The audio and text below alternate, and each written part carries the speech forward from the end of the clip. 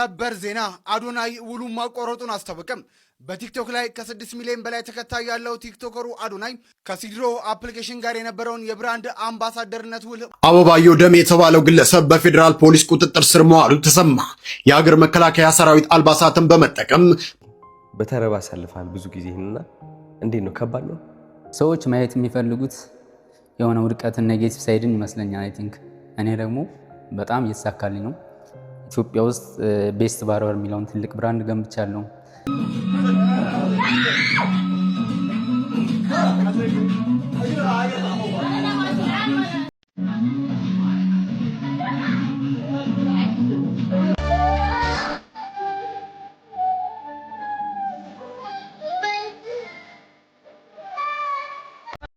ሰላም ውዶች እንደምን አላችሁ? በያላችሁበት ሰላምታችሁ ብዝት ይበል ያልኩ ዛሬም ለየት ባለመልኩ አዳዲስና ወቅታዊ በሆኑ ጉዳዮች ተመልሰናል። እስከ መጨረሻ ላይክ፣ ሼር፣ ሰብስክራይብ ያደረጋችሁ ተከታተሉ።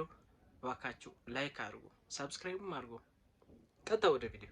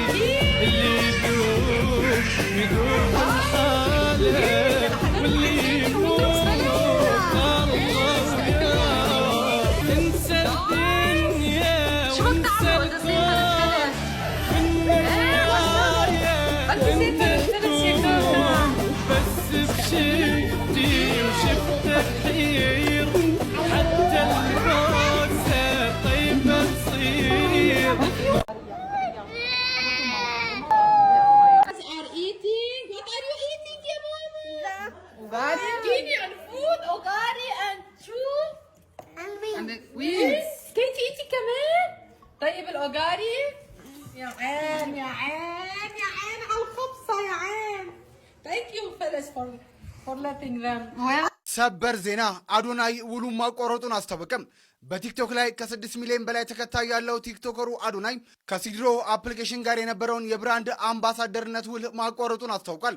አዶናይ እንዳለው በሱ አማካኝነት በተሰሩ የማስታወቂያ ቪዲዮዎች አፕሊኬሽኑ ከ400 ሺህ በላይ ዳውንሎዶችን ማግኘት ቢችልም የመተግበሪያው ባለቤቶች በተገባው ቃልና በተቀመጠለት የጊዜ ገደብ መሰረት ለህዝብ ይፋ ሳያደርጉ መቅረታቸውን አስታውቋል። እናም አዶናይ በስሙ ላይ ሊደርስ የሚችለውን የተአማኒነት ጉዳት ለመከላከል ሲል ከሲድሮ አፕሊኬሽን ጋር ያለውን ግንኙነት ሙሉ በሙሉ ማቋረጡን አስታውቋል።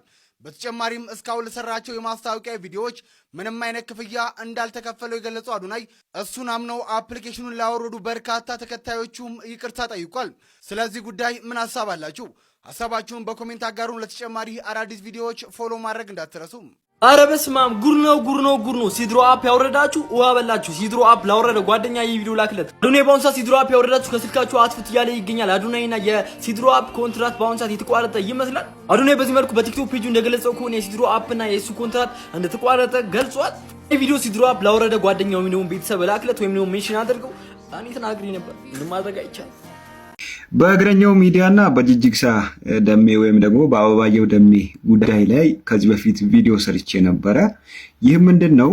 የመከላከያን ልብስ ለብሶ ያልተገባ እንቅስቃሴ ሲያደርግ ስለነበር በዛ ጉዳይ ላይ የመከላከያ ሰራዊት አመራሮች ከዚህ በፊት አይደለም የመከላከያ ተቋም ውስጥ የሌለ ሰው በቦርድ የተሰናበተም ተመቶ እንኳን አካሉ ጎሎ መከላከያ ሰራዊትን የለቀቀ ማንኛውም ግለሰብ የመከላከያን ዩኒፎርም ለብሶ መታየት የለበትም፣ ያሳስረዋል፣ ያስቀጣዋል የሚል መግለጫቸውን ከአበባየው ደሜ ወይም ደግሞ ከጅጅግሳ ደሜ ጋር አያይዤ ሰርቼ ነበር። ዛሬ እንግዲህ በተሰማው ዜና መሰረት ተክለ ሃይማኖትም የእግረኛው ሚዲያ ባለቤት እንዲሁም ደግሞ ጅጅግሳ ወይም ደግሞ አበባየው ደሜም ዛሬ በፌደራል ፖሊስ በቁጥጥር ስር መዋላቸውን ሰምተናል። ጉዳዩ ምናልባት ከዛ ጋር ይያያዝ አይያያዝ ተደራራቢ ጉዳዮች ይኑሩ አይኑሩ የምናውቀው ነገር ባይሆንም ግን ሁለቱም በቁጥጥር ስር መዋላቸውን ሰምተናል። አበባየው ደሜ የተባለው ግለሰብ በፌዴራል ፖሊስ ቁጥጥር ስር መዋሉ ተሰማ። የሀገር መከላከያ ሰራዊት አልባሳትን በመጠቀም በየማህበራዊ ሚዲያው አላስፈላጊ መልእክቶችን እንዲሁም የአንድነትንና የፍቅር ሐሳብ ከማስተላለፍ ይልቅ የመከፋፈል ንግግሮችን ሲያሰራጭ ነበር የተባለው ግለሰብ በቁጥጥር ስር መዋሉ ተነግሯል። ግለሰቡ ዛሬ ከቀኑ 10 ሰዓት ከ50 አካባቢ ሜክሲኮ ኬኬር ህንፃ ወረድ ብሎ በሚገኘው የፌዴራል ፖሊስ ወንጀል ምርመራ ቢሮ መወሰዱም ተረጋግጧል። የዛሬው መረጃ የት ሄደን እንኑር ሳይሆን የት ሄደን እንሙት ያስብላል። በመንግስት በተገነቡ መንገዶች ላይ የሚንቀሳቀሱ ተሽከርካሪዎች ግብር ክፈሉ ተብለዋል። እኔ የምለው መንግስት ማለት ህዝብ ነው አልተባለም ነበር ወይስ ሀገሪቷ ወደ ግል ይዞታነት ተቀይራለች? በግብርህ በተሰራ መንገድ ላይ ለመንዳት በድጋሚ ሌላ ግብር። እስካሁን ሲከፈል የነበረው የመንገድ ፈንድ ቦሎ እርዳታ ነበር ወይስ ለኤርትራ ነበር ገቢ ሲሆን የኖረው? መንገዱ ላይ ሰላም የለም፣ ሹፌርና ተሳፋሪ ይታገታል፣ ይገደላል። መንግስት ግን ጥበቃ ከማድረግ ይልቅ ገንዘብ አምጣ ማለቱ ላይ ትኩረት አድርጓል። በዚህ ሁኔታ ወደፊት አይኤምኤፍ እግረኛንም አስከፍል ብሎ መንግስትን ማዘዙ አይቀርም። ቀጣዩ ታክስ ለምን ተነፍሰው አየር ሳይሆን አይቀርም። ውጤቱ ግልጽ ነው። ባለመኪናዎች ህዝቡ ላይ ታሪፍ ይጨምራሉ፣ መከራው ደግሞ ባንተና በኪስ ላይ ይወርዳል። ይህ የሀገር እድገት ነው ወይስ የቀንጅብ ዘረፋ? እስኪ ሀሳባችሁን ኮሜንት ላይ ያስቀምጡልኝ። ናቲ መገፋት አይከብድም? መገፋት ማለቴ